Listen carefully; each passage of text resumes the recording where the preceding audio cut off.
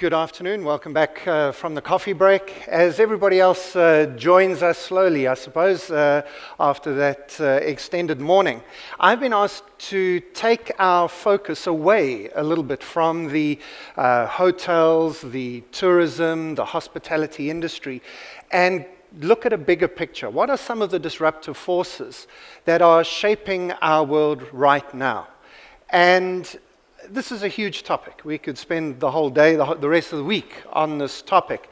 But what it entails, very simply, if I could have my slides up, is a new leadership skill that each of us need. A leadership skill which could maybe be summed up in an image. Our ability to look not just at the next horizon, not just looking at our next budgeting cycle or our next planning cycle, but to look beyond the next horizon. And this is something that this industry knows how to do very well. You have to plan well in advance. You've got a lot of assets that need to be built, and they can't just be brought on stream quickly. So this is something that this industry knows how to do. But even people in an industry that know how to look to the future often focus their gaze very intently on their own industry and don't spread out and look at further and broader horizons to other issues that are shaping the world around us. So that's what I've been asked to do as we come back from the break. This is what our team at Tomorrow Today does, and we focus on this issue of disruptive change. We truly believe that we are living at a moment in history that history itself is going to look back on. A moment of disruption, a moment of era shift in history. In other words, we're not just dealing with change. We're not just dealing with deep change or increasing change or fast-paced change.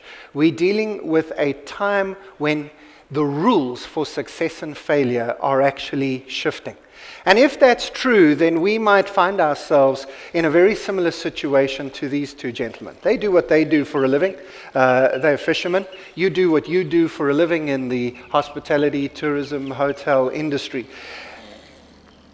But none of us necessarily look around us as much as we should for big, unexpected, unprecedented, never-before-seen forces coming our way. And by the time we notice them, and there's maybe a recession or a geopolitical change or some bump or noise, by the time we notice it and get our team woken up and the motor of our business going, it can be a little bit too late.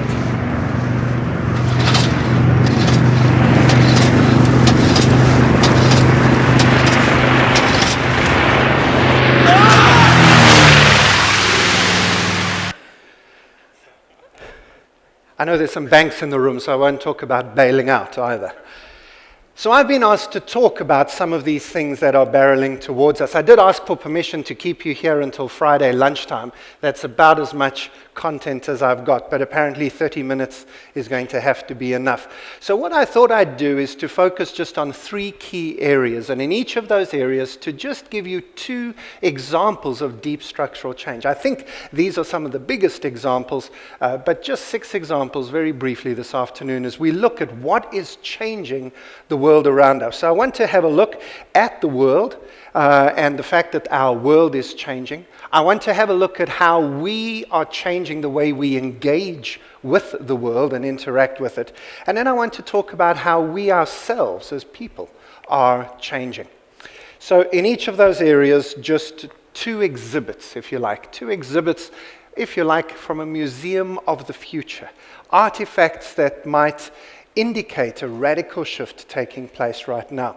As we look at the changing world, we could talk about all sorts of things. Climate change and disruption. We could talk about geopolitical chaos, ISIS and refugees and immigrants. And hey, we could even talk about a wall that's apparently going to be built by Mexico, paid for by Mexico. But who knows where some of these things are going to lead. We could talk about all of those things and more. But I thought that 2 things that maybe needed a little bit more of a spotlight focused on them today were these 2. The first is a radical shift in how we engage with energy in the world, with where our energy comes from. Now, we've heard already today about oil, about fracking, and I'm not going to go into more detail there. I want to go beyond that because I think there are even deeper and more profound changes taking place in our energy sources right now. The first of these is a little project. Well, it's not a little project. By the time it's finished in 2027, it'll be the second largest man-made engineering object on the planet. It's being built outside of Marseille in France, southern France, and it's called ITER. I wonder if you've heard of it, the International Thermonuclear Experimental Reactor, co-funded by a variety of governments around the world, with an aim of creating nuclear fusion power. Now, nuclear fusion is the good type of nuclear. It doesn't have that many waste products, and the key to this is that it will be the first time that we have built a machine that gives more energy out than we have to put in. In other words, it's modeled on what happens in the sun every day. We are building a star on planet Earth. Ultimately, there's obviously costs sunk into the building of the machine, but once the machine is up and running, the actual energy it produces is, in essence, free. So we're not just talking about a reduction in the price of oil. We're not just talking about a new ceiling for the price of energy. We're talking about free energy sources. What would the world look like if 25 years from today, we could have one of these devices built on every continent and be providing essentially free energy to the world? It would change the world as we know it. And this is the dream and the plan of this particular project. Now, there are many other projects looking at nuclear fusion that are actually running well ahead of schedule, including a small desktop version at MIT and one called a twisted coil, which has just come on stream in Germany recently. So we're heading into a very interesting space in the nuclear side of things. Of course, solar is continuing its dramatic leap forwards, both in efficiency and the reduction in cost. It really does feel like the 1990s felt for PCs. Remember in the 1990s, you needed to buy a new computer, so you waited as long as you could, and eventually at the end of the week on Friday, you went into the store and you bought yourself that 486 XT. And as you were walking out the store, they were taking down the signs for the 486 XT and putting up the signs for the 586 DT or whatever the next one was. I mean, literally, week on week, we were seeing doubling of computer speeds and halving of prices. And that's really close to what's happening in solar at the moment, including, of course, some massive solar arrays that have just come on stream. The largest in the world in Morocco, just in the last few weeks. The second largest will come on stream in just a few months' time, being built across in the United States of America. Because solar is no real value if we don't have batteries to go with it. And probably the guy who's doing the most work in storing energy in batteries is Elon Musk of Tesla. If you're going to have a really great electric sports car, you need a really great battery.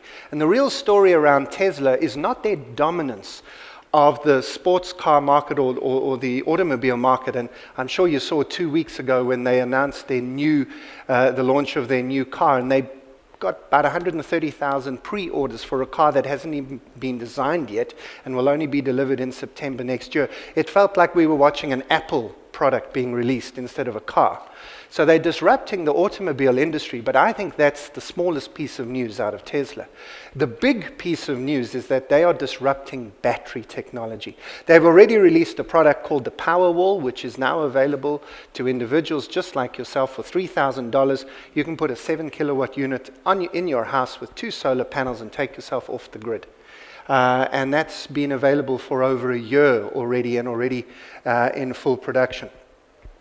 Now, of course, there are also some significant moonshot type things. Just a few weeks ago in Iran, I was shown this particular device. This is a completely transparent solar cell.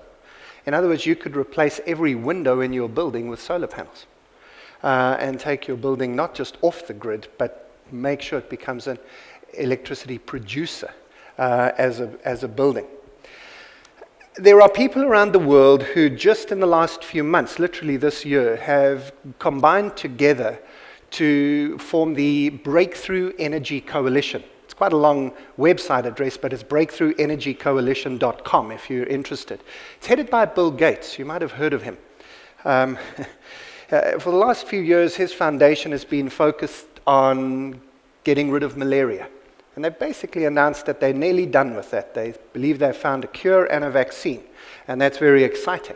But he now has some time and funds available to do something else. And so he's got together with other people you might have heard of, founders of Amazon and Alibaba, founders of Facebook and Warren Buffett and a few other people, and they've put together a multi-billion-dollar fund.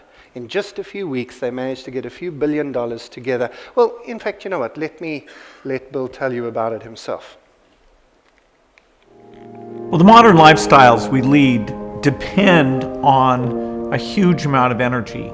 The fact that we can make steel, that we have cars, air conditioning, heating, cooking, that's all based on energy. If you could change the price of one thing to really lift up the lives of the poorest people everywhere, it would be the price of energy. They can get to their jobs, they can buy fertilizer, they can have lights at night.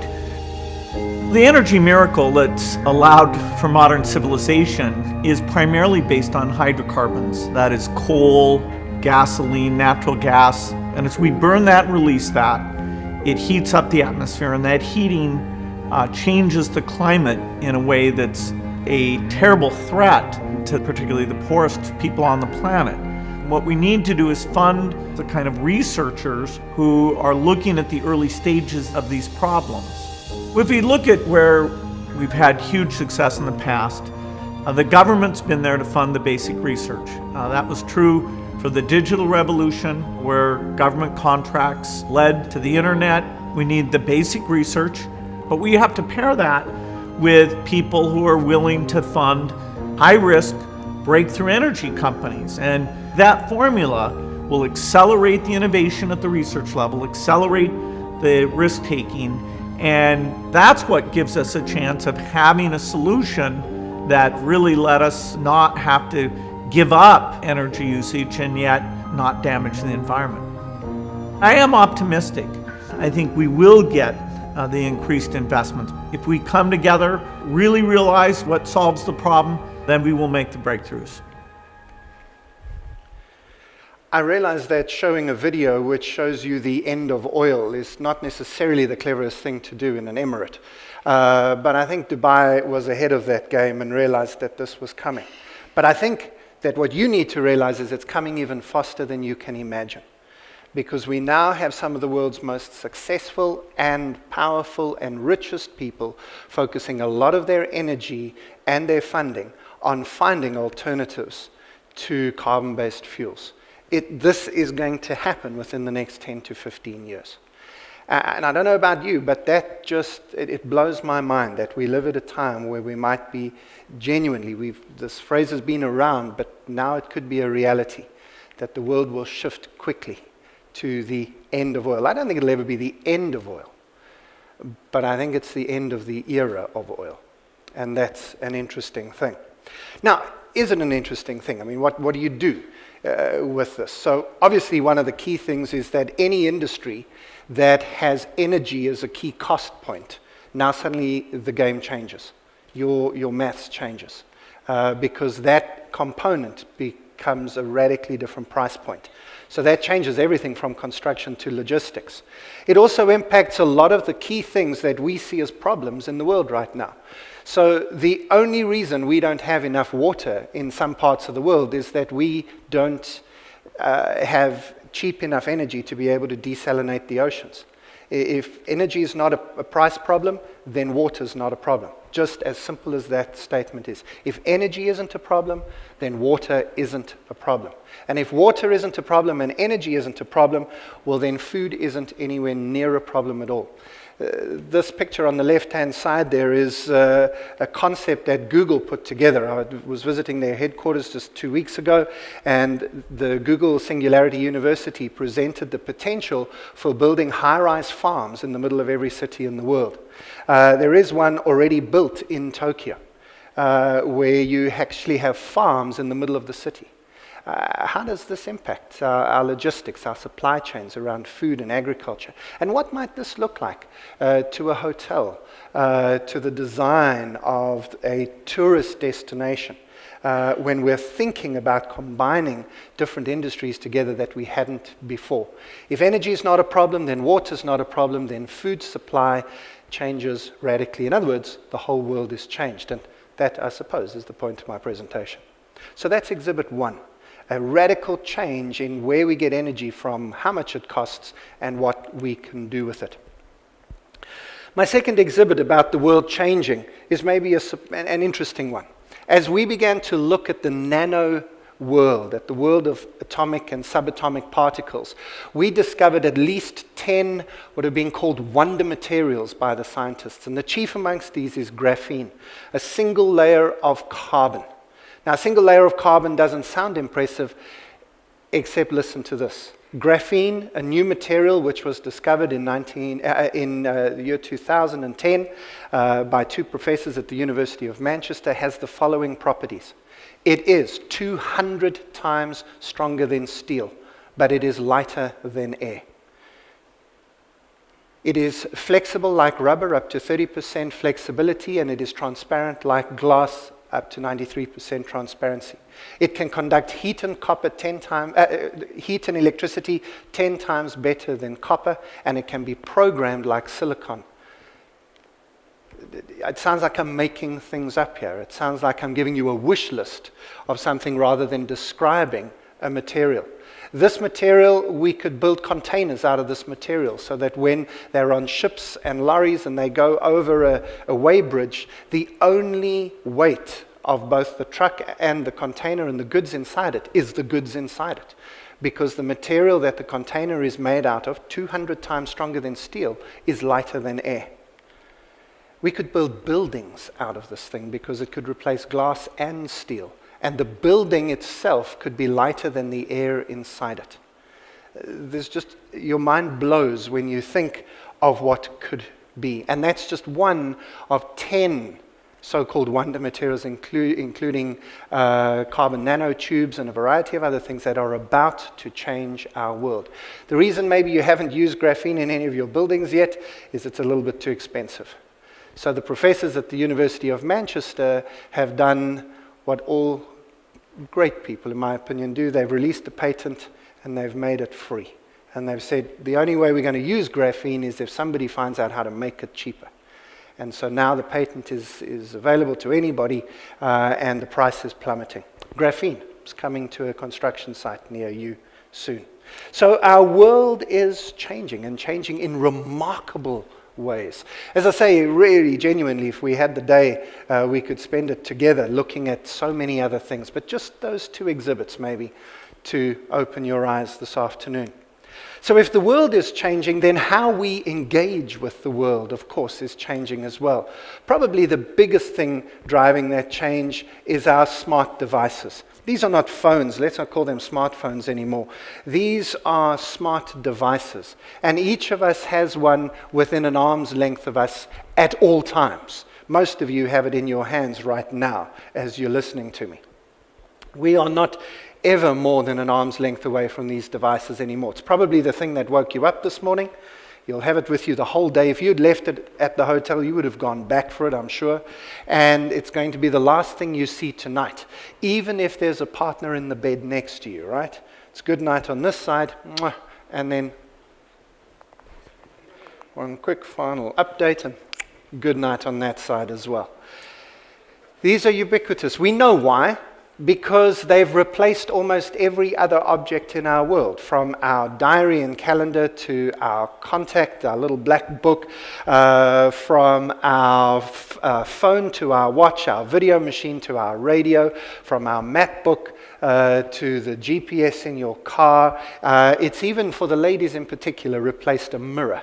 as I've seen my 3 teenage daughters using their devices to check their makeup.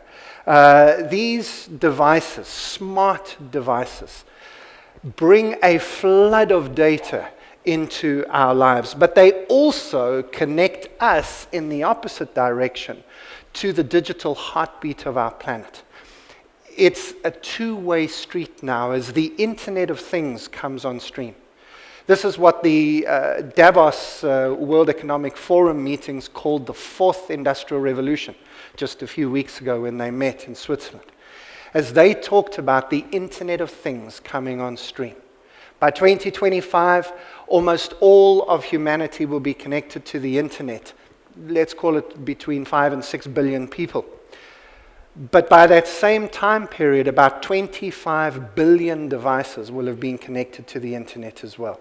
And so we will live in a smart world, driving our smart, well, we probably won't be driving them because our smart cars will drive themselves. Driving smart cars through smart cities, on smart highways, to our smart offices, all driven by our smart devices. But of course, that begs the question around artificial intelligence and machine learning and robotics. And this would be a fascinating thing to spend a good few hours together looking at how this is going to change employment, is going to change how we interact with each other. I don't think the robots are going to take all of our jobs. They're only going to take most of them. And I don't think they're going to take everything. I think we're going to work together with them over the coming years. But it also is a question, is this just for the rich? Is it for the rich people who can afford these devices? Is it for the rich countries that can build this infrastructure? And the answer, of course, is no. My best example of why I say no comes from India. Just 2 months ago, launched this product. It's a fully functional Android-driven smartphone called the Freedom 251. 251 because the price of this phone, all in, not on contract, this is an over-the-counter purchase outright of a fully functional smartphone for 251 rupees. Not everybody in the room knows the rupee dirham exchange rate, so let me tell you that's $4.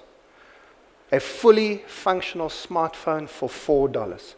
Everybody gets to play. And of course, as most of you know, there is way more free Wi-Fi in the developing world than you'll find anywhere else in the developed world. Travel throughout Africa, travel throughout Southeast Asia, and you find plenty of free Wi-Fi. Of course, Dropbox and others give you free access to the cloud, so everybody gets to play. Not everybody's going to get a driverless car by 2025. Not everybody's going to live in a smart home by 2035. But we all get to play in this smart world. My second exhibit of how we're engaging with this world differently comes from the world of virtual reality. I think this is the single most important thing happening in technology right now. We've been promised this for 20 years, but it was only in October last year when Oculus Rift, a crowd-funded Kickstarter campaign, launched their headset that things began to take off. Now, of course, you can get the Samsung Gear. In the next few weeks, you'll be able to get the Microsoft HoloLens. We expect Apple to produce one of these by later this year, and many other companies are now producing headsets, at least 7 of them set for launch in just the next few weeks. If you haven't played around with one of these headsets yet, you really do need to try and get your hands on it. But this is the future, and experience this. A close approximation of it is 360 videos. If you haven't seen a 360 video yet, just take your smartphone, go onto YouTube, do a search for 360 video, and you'll see a video that will allow you to see the video in a full 360, not just a panorama, but actually be immersed in that. And all virtual reality does is put that on your face so that you're fully immersed in the system. But this technology, something has happened that has never happened before. These headsets cost about $1,000 each, so that's not cheap. We know what will happen, right, with the price over time. that will come down. But something happened that has never happened before. The cheapest version has been released first. I'm absolutely convinced that no one will ever sell a cheaper virtual reality headset than Google currently sell, because these cost $5. They are literally cardboard, and you have to make them yourself. You then download apps, you put your smartphone into the back of this product. It is an official Google product. It is called Google Cardboard, and it does cost $5. And you can join the world of virtual reality. Virtual reality is going to be a marvel. Every single thing that you do with your phone, your tablet, and your laptop today, you will be doing in virtual reality in just 15 years' time. Think back 15 years, and you probably couldn't imagine that you would have a phone with you all the time, and that you would check it 110 times every single day, that you would sit through a meeting with it in your hand. You probably couldn't imagine all the things you could do with this device. And now I'm telling you, you can put that away and put on your headset. For some of you, that's not a picture that you're interested in. That's not how you want to engage with the world. That doesn't matter. You were probably slow in getting to a smartphone in the first place. Don't be slow in getting to virtual reality. And by the way, with the hospitality industry, this is how people are going to replace your holiday destinations. This is how people are going to replace your meetings. This is how people are going to replace what we are doing here today. So don't think this isn't for you. Don't think this is just teenage toys. Don't think this is just kids playing around. This hits your industry directly and smack in the face. Get into virtual reality. The implications are huge.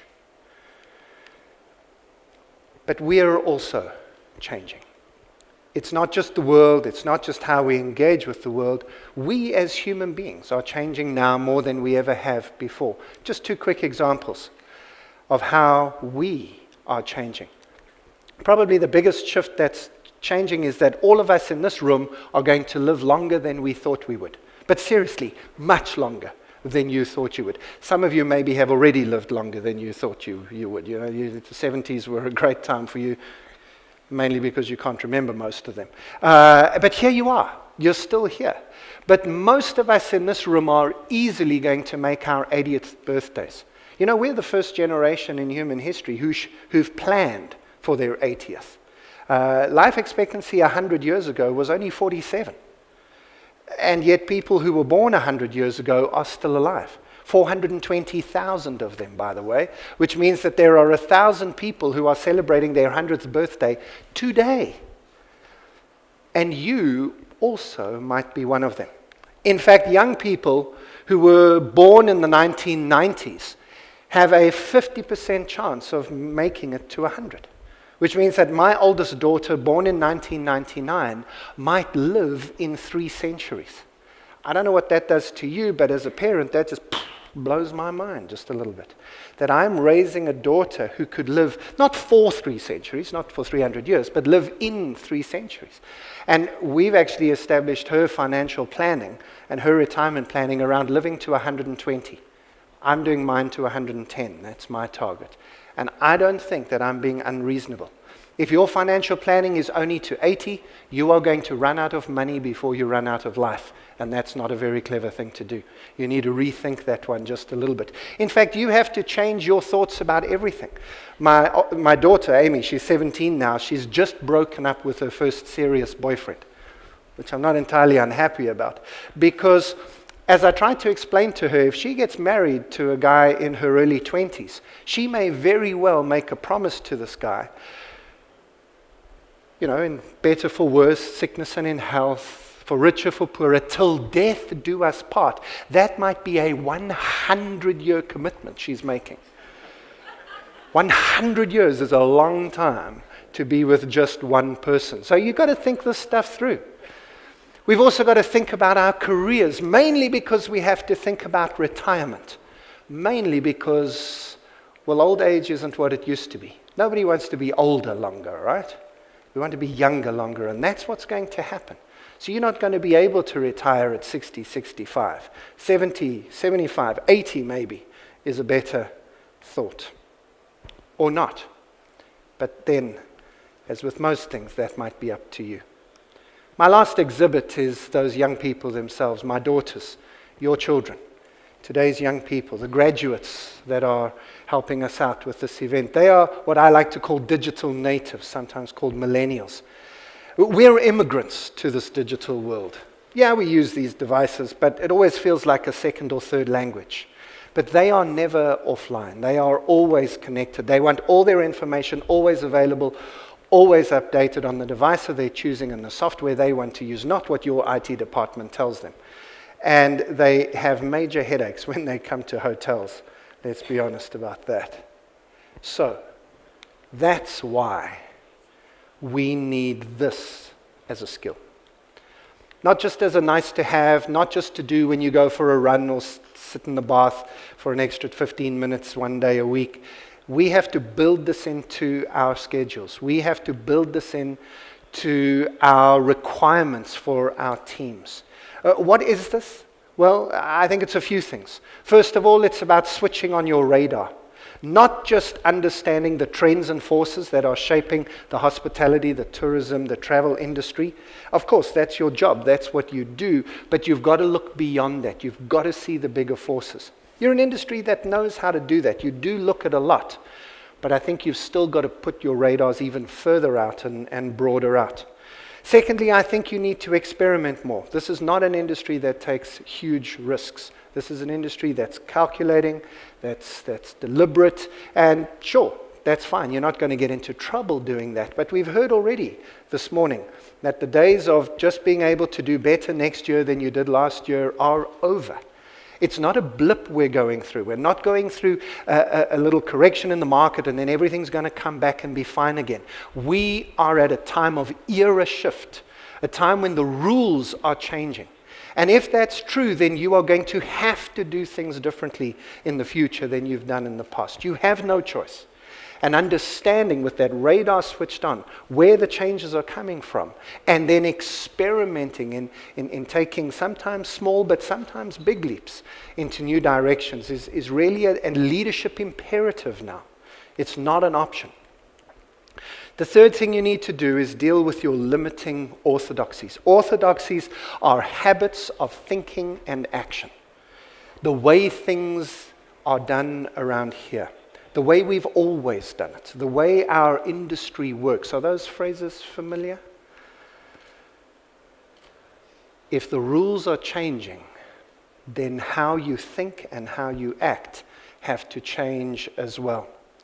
And the final thing I think it means, and I think this is important for where we find ourselves here, specifically at this event in this location, is we have a remarkable advantage of being in the developing world. You see, what does developing mean? Developing means we're still growing, we're still building, we're still working on things. What the developed world means we're done. We've finished. Those distinctions, we often see the developing world as being the underdog. But maybe when the rules are changing, the nations that think of themselves as developing are the nations that will survive. Have a look at this. A woman from Stockholm and a woman from Shanghai. This was Stockholm in 1980. This was Shanghai in 1980. The difference between a developed country, this is Stockholm today. I think they might have just painted the buildings. This is, of course, Shanghai today. The mindset of somebody in Stockholm versus the mindset of somebody in Shanghai. Well, maybe it's the developing mindset. Maybe it's the people who are prepared to do this that have the advantage. And that, for you and me, I think has got to be good news. Tomorrow's world arrived yesterday, and the rules are going to be different. You need to keep up. Thank you.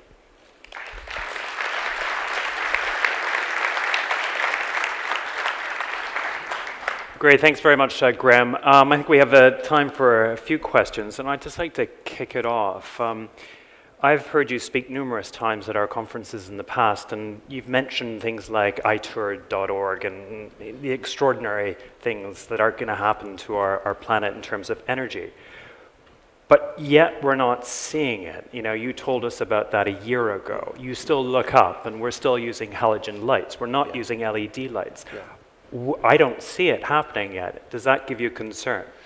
No, not at all, because I think if you'd asked that question about a year ago, I think we could have said, maybe it's not coming as fast. And my predictions here, ITER is only due to come online in 2027. So probably that's my furthest out prediction from what I've talked about in the last half hour. That's not something for the next 2 years or 5 years. That's a 15-year prediction. However, having said that, I think that we should focus our attention on the advance in battery technology. Seriously, what Tesla is doing at the moment, I think, is mind-blowing. And the basis, the lithium-based batteries, as lithium being a replacement for coal, is just phenomenal. So at one level, I'm still saying it's a 10, 15-year horizon. At another level, I think it's moving even faster than I thought it was moving. And anybody who's thinking in construction, planning new projects right now, I mean, they're thinking 3 to 4 years out anyway, have to be looking at this now. Yeah. Well, I listened to Al Gore the other day, and he was reasonably optimistic, considering he hasn't been that way in the past. And then, of course, you were showing Bill Gates as well. Well, that Breakthrough Energy Coalition was only really formed in January this year, and already they've got some remarkable projects on stream. So I think there's a lot to watch in this space. And what about the Paris Agreement? That was signed last week. That must give us hope as well. Exactly. I think it remains to be seen, especially what America does with that. So China seems to be on board now, and the new Chinese 10-year plan, 5 and 10-year plans will be coming out soon, and the previous one had a huge emphasis on renewable energy, and it remains to be seen whether they stick to that, but I think they will. I think this year's elections in America are important in this regard, because if the Republicans retain power in the Senate, they could roll back or block America's connection with the Paris Accord. So I think we're in an interesting space still. Okay. And unless I see any hands that are, I've got one question here. Can we just get a mic over quickly?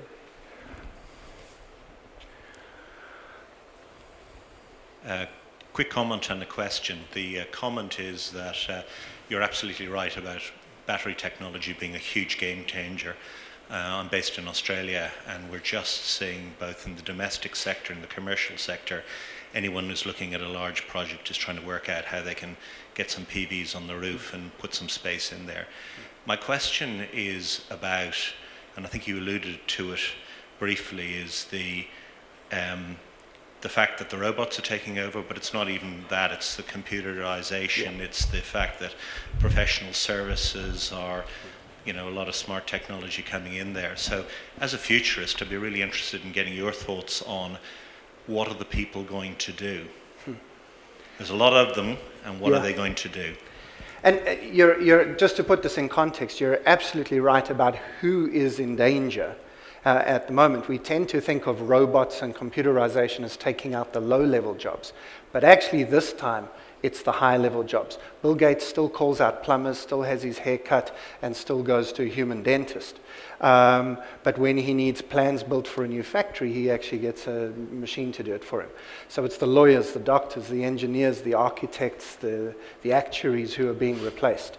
I was walking through Wall Street just 2 weeks ago and thinking that probably half the people in those buildings, all of whom earn $250,000 plus per year, half of them are going to be out of work in 10 years' time.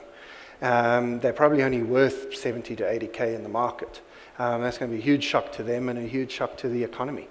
I'm not sure I've got any answers. Of course, futurists down the years, right the way back from guys like Bertrand Russell, even philosophers, have been saying, well, we'll go to the 3-day week. And countries like Sweden are already now mandating, for example, 6-hour work days to try and shift the economy for us to get used to only working half day, only working 3-day weeks.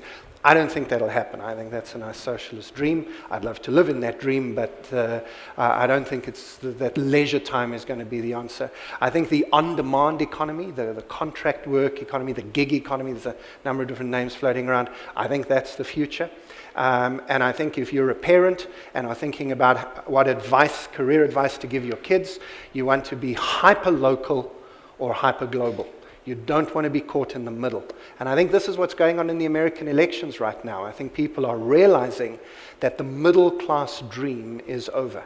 That dream that if I work hard and put the effort in, my kids will live a better life than I did. That, in essence, is the American dream. And I think it's over, and I think that's why America's angry. And I'm not sure that anybody's articulating it as carefully as that, but I think that's all it is. And that's true. Middle level people, middle skilled people, middle able people are going to be hurt the most. And that's a huge philosophical question and a deep societal disruption that we're facing, and probably the biggest issue that the globe is facing. So that's not an answer, it's just agreeing with that you've got the right question.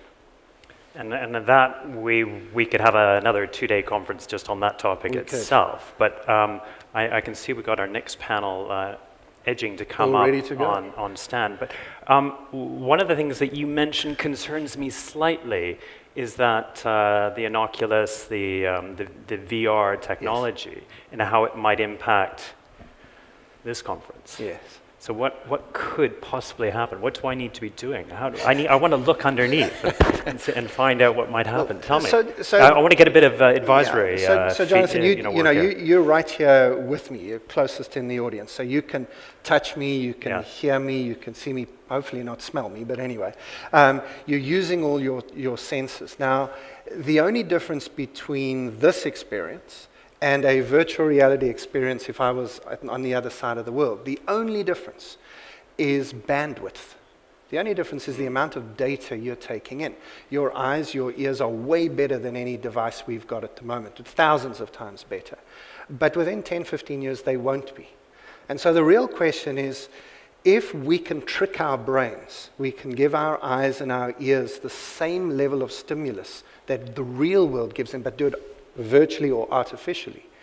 And our brains therefore can't tell the difference. They don't know whether it's real or artificial. Does it matter? Right. And that's way beyond me. A philosophical question, but the point is, if it doesn't matter, then we can be anyway. No, that's and true. So and I know you're asking a personal question because this is what you do for a living, so do I. Yeah. The difference is you and I have got to stop thinking about geography. Yeah. Now, that's an interesting one if you're in the job of selling geography, of selling space, because I think we're getting to the end of geography. What that means to a hotel group, well, I'll happily chat with all of you over lunch about that one. Okay. Well, please show your appreciation to Graeme Codrington. Thank you so much. Graeme, thanks so much for joining us.